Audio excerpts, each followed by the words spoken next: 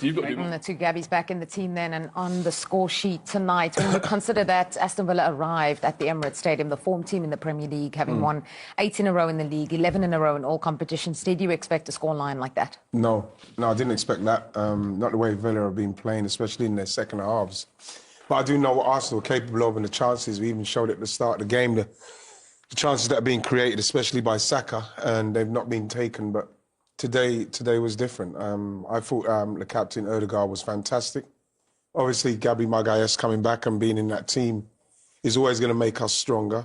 Same with Saliba. When we played them, when we played Villa, we didn't have these two players, and it was like a basketball match. It played into Villa's hands. But today, the way we played, we felt like a lot more control, especially like the guys were saying, Villa was slowing the game down, wasting time. That was getting people frustrated. But then you just play through that. And once the first goal came, you kind of felt like there could be more. Jimmy, before the game, you made a very big point a couple of times about, this is Arsenal Football Club. They shouldn't just be winning games 1-0, as they had been labouring, the last couple of matches. Are you not entertained? I was entertained today.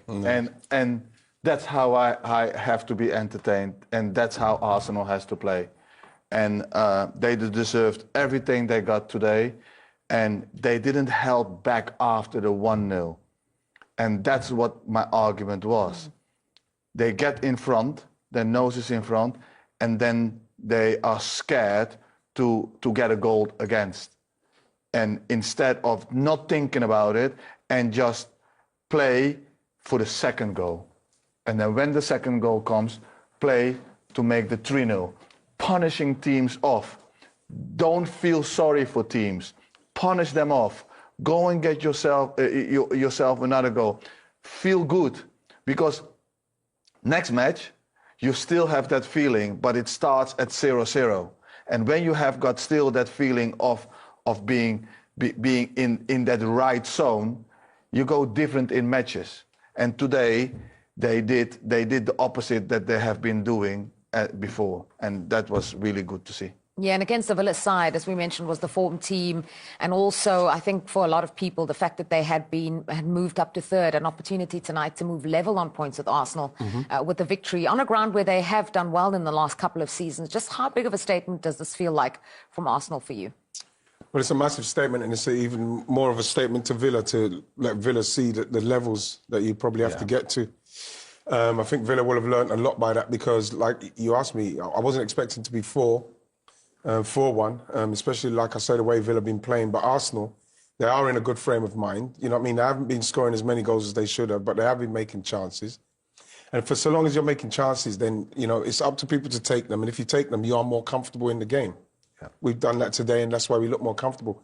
Hopefully, going forward, we can do the same, because I don't want to sit here thinking it's only going to be 1-0 and thinking, are they going to score? Like we've seen in previous games, are we going to give away a goal to like a Wolves or something? So I would love to see them play like this on a weekly basis. It doesn't work like that, especially when you're going through the league. No, you're right. It doesn't always work like that, but it doesn't also always work 1-0 and go and defend. No. Today, they 1-0 and they kept on going. They kept on pressing. They kept on playing in Aston Villa's half. And Aston Villa could not come out. And then opportunities come. And what they did really well, they punished them off. Trossard, great goal. Odegaard, great pass for Subimendi. And Jesus, when he came in, very direct and took his goal really, really well. Yeah. And at that time, when Jesus scored, there were 6 people of Arsenal players around the box.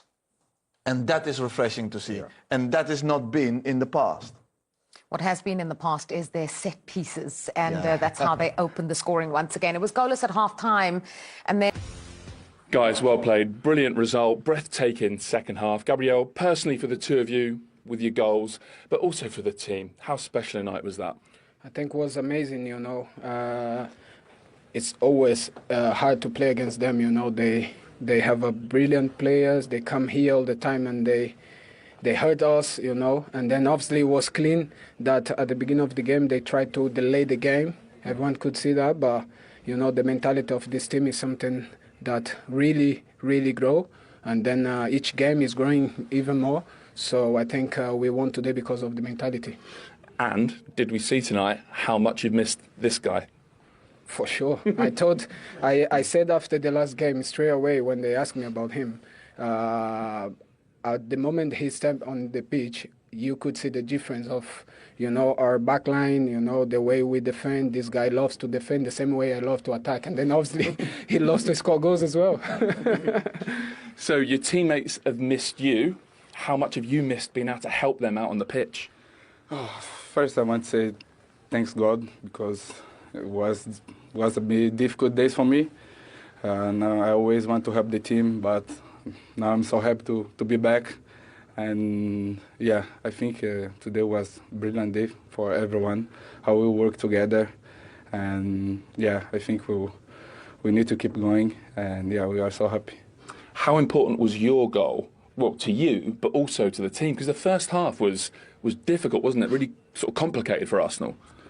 Yes, like Gabi said, it's very difficult to play against them. They want to delay the game, but we know we play at home, and the second half we just pushing, and yeah, we scored the first goal, and after the team was unbelievable. And how special was your goal to you? You started the year with a goal. You'll remember on New Year's Day against Brentford. You end the year with a goal, but we all know in between times it's been very, very difficult for you. It's very clean that why I'm wearing this T-shirt, because Jesus obviously saved my life from the beginning when I was born, but I didn't know that. And then obviously through the tough moment in my life, I realized that we are nothing without Jesus. So I want to glorify his name, because he make a huge difference in this tough moment. So now in the shines moment, I want to glorify his name, because, to start the year, the way I was playing, confidence back, and then for some reason, the Lord stopped me, and then I could learn a lot of things, what I can do better as a person, and then and as a human being. So yeah, I think it's amazing how Jesus work on our lives.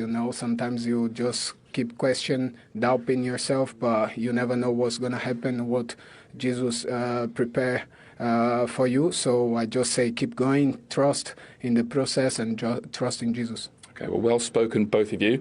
Gabriel Jesus, I have one more job for you. Could you give this player of the match to Big Gabby? Well deserved. Thank you, mate. Top. Let's go. Let's go. To the table, as several teams, all the teams that have played tonight, have reached the halfway stage of this Premier League season, and Arsenal head into 2026 with a 5-point lead over Manchester City. City play on New Year's Day. Liverpool, without playing, stay in the top 4, because Chelsea and Manchester United could only pick up a point. Wolves then, with their 3rd point of the season, they're still miles adrift of everybody else, but they celebrated that point at Old Trafford. Burnley on 12. West Ham got a point, so they've closed the gap on Nottingham Forest to 4. Leeds play Liverpool on New Year's Day.